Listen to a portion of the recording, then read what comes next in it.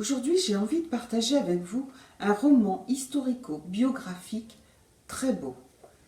Vertige de l'hélice de Vincent Borel. Alors, Vincent Borel s'est intéressé à un moment particulier de l'histoire du compositeur Camille Saint-Saëns.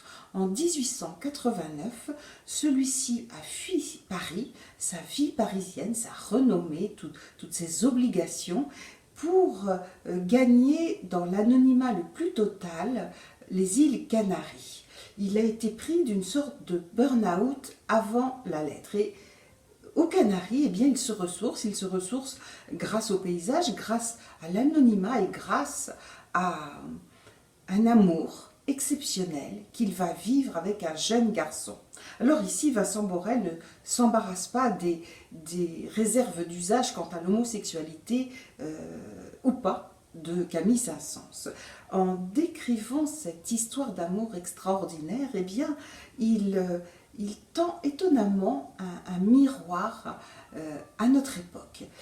En fait, dans ce récit, il brosse un tableau des mentalités bourgeoises de la Troisième République en France, et ce faisant, il montre combien quelqu'un qui était homosexuel devait se cacher, voire pire, renoncer, dénier cette part de son être pour, par exemple, se marier, ce que fit d'ailleurs Camille Saint-Saëns. Et avec ce tableau très précis, eh bien, ne me demandez pas comment ça marche, on se prend à penser à notre époque où il est possible de vivre de manière ouverte, en tout cas en France, une homosexualité, et on mesure combien cette possibilité est fragile, toujours menacée. D'ailleurs, on sait les violences dont font l'objet les homosexuels, violences verbales et aussi trop souvent physiques.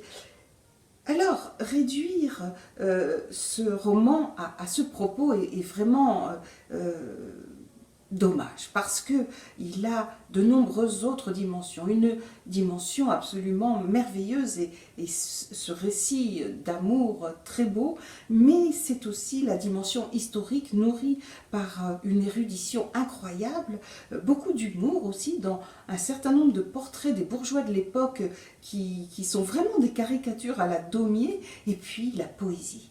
La langue ici est finement ciselée, elle a une capacité à rendre quelque chose de la vibration de la vie, de la vibration de l'amour qui est tout à fait fabuleuse.